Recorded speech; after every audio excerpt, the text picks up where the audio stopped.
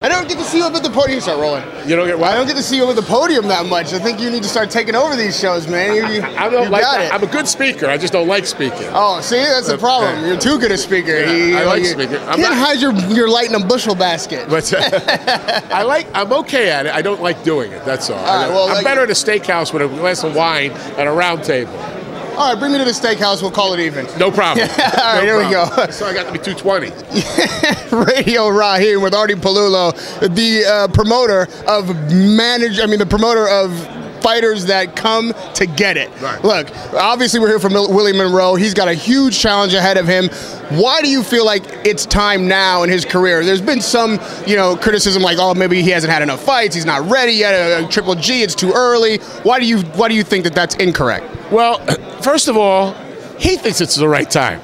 And it doesn't really too much matter what I think. My job is to present him the right fights or the possibilities of the events and the dollars that are available for him.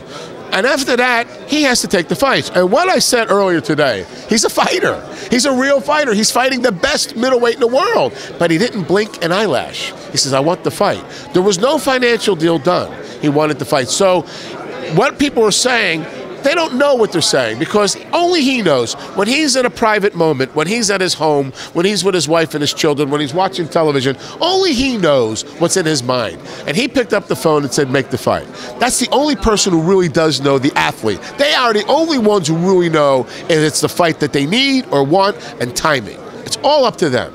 Everybody's starting to get to know Willie Monroe. He's won the tournament. He was making some noise. But early, you are a promoter, so you have to pick these guys before they get notoriety. Now, obviously, the Russian the tournament. I'm just saying, you're the promoter. The fighters that are under your banner in general. Right. You seem to be really good at picking solid fighters from the heart, guys who want to get in there and really mix it up. I like what you say that. Yeah. What do you see in these guys when it's young, when before they've proven themselves? What are you looking for? That's like, you know what, that guy, he's ready to fight and he wants to win.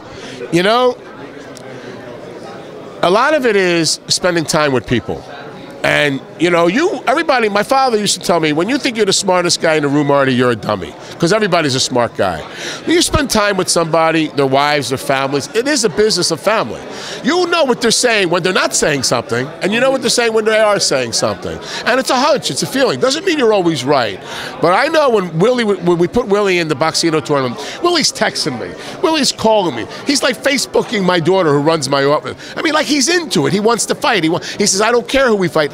None of the fighters in the tournament knew who they were fighting until it was a drawing. Now, those are fighters. Half the guys who weren't in it, they wouldn't fight until they knew who they were fighting. So those are real fighters. So I don't know if I have a special knack to find them. Maybe they come to me, and maybe I get lucky. And my mother said I prefer my children to be more lucky than smart. So maybe you get lucky and people want to come to you. And we just worked out that we're doing pretty good. We got a lot of young fighters, a lot of great kids. We got Olympians, I found Rulsan in Siberia. I found him in Siberia. I never heard of him before. And he's like the number 1, number 2 popular fighter on the network. So he's just an animal. So the answer is I don't know how I find him. It's just that maybe a little bit lucky. Now, you mentioned Rulsan Provodnikov, and you're right. He's like one of the most popular fighters out there, no matter how the fights turn out. Right. He's had a tough couple of years. Rulsan has told me himself that he's frustrated by the decisions that he's been getting, and right now it seems to be that he's at a crossroads.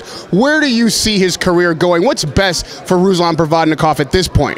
Well, he's frustrated because he's putting on great performances and he's not getting the W. And I've said this 100 times. He did win, he beat Algieri, he just didn't get the decision. One judge had Algieri winning from round 2 to round 10. Don't know what he was watching, but but right now he's frustrated. He's going to be just fine. Everybody wants him. He's a free agent. HBO wants him still. He wants to fight in November. And listen, he's going to win another world title. I think the fight for him right now, and the fight is for Matiste. I think Rulsan and Matiste in a rematch on pay-per-view is a real fight. And it's a kind of fight that lends to each other because it was a great first fight. I thought it was a draw. All of our staff thought it was a draw. Most people in your world, the media, thought it was a draw. But either way, the other kid won. It was a great fight. But right now, where do they go? What do they do to advance their financial career except against each other? There is no Mayweather. There is no Pacquiao for a year. Right? So who else should they fight? Each other again on a pay-per-view event sometime in November. If it doesn't happen, there's several offers on the table already for Provodnikov. I'm sure there are, like for Matiste. So his career is going to go forward. He's going to win another world title. I told him, go back to Siberia. Do not worry about it that you didn't get the win. It's okay. That happens. This will make you stronger, or it won't. That's what life's, you know, the whole thing about living, the whole thing about whatever life you're in, nothing's always easy. Nothing's always the right way. It's how you get to the end game. If you're tough mentally and you can handle sometimes things that don't go right, you're going to be okay, because that's what it's all about. You take take one step forward and 2 steps back to get the 1 step. He'll be just fine. He's going to fight for another world title.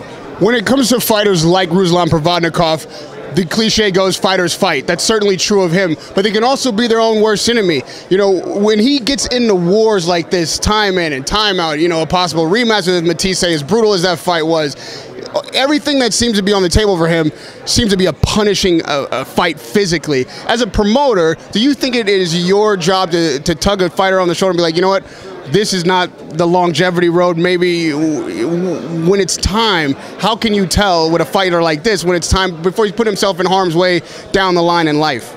You know, that's a really good question. And we've had a lot of conversations with this.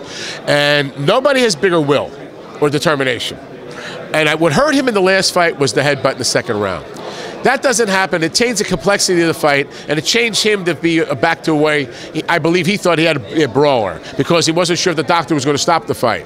So at the end of the day, I believe that he's learned from the last 2 or 3 fights that he's had that his aggressiveness he has to absolutely keep, and maybe come up with a few more tricks where he'll be maybe boxing a little bit on the outside. I believe they're working on that now. You're not going to change a fighter. What you can do is help him along the road, because he is what he is. Help him along the road to do a few things differently to make his life a little bit better. That's what I think is they're working on now. And before I let you go, I'm going to curve you right back to May 16th, what we're here for. Willie Monroe, first Triple G. Willie is a young, fresh fighter. He doesn't have any, you know, tread on that tire yet. Let's assume that this fight goes like you believe, like he believes. He becomes middleweight champion. What's the road for him as a title holder? Like, what kind of fights does he get down the line? Like, you know, it'd be a huge upset. Listen, he wins the fight on Saturday night, which we believe he's going to. His world changes. His life changes. It changes for every young guy who goes into the ring, who has the gumption to take on the best and then win. See, that's what it's all about. After that, you know, the world's his oyster. That's how it works. That's how it works. So with that said, I got to talk about the inverse. Like, if he doesn't manage to win this fight as he expects to, but puts on a great show, we saw that fight on May 2nd. Nobody would seem to be happy with the action there. Triple G's an action fighter. Do you talk to your fighters about going in like, you know what, you got to be exciting? Like, to keep your value up in this game, does he have to go in there and kind of slug it out, be willing to take those kind of risks? All these kids know what they have to do. For me to tell them to change their style on how they win fights so he could look good on television, I don't think that's the right way to go. I don't think that's my position. I believe he knows he has to look good. He knows about ratings. He knows about doing well. He knows about performing well. He knows the reason why he's here is because he did ratings and he performed well. So, you know, he's a savvy guy. I mean, you know, you don't have to tell him he's got to look good. I mean, I have to tell him just go win the fight and do the best you can.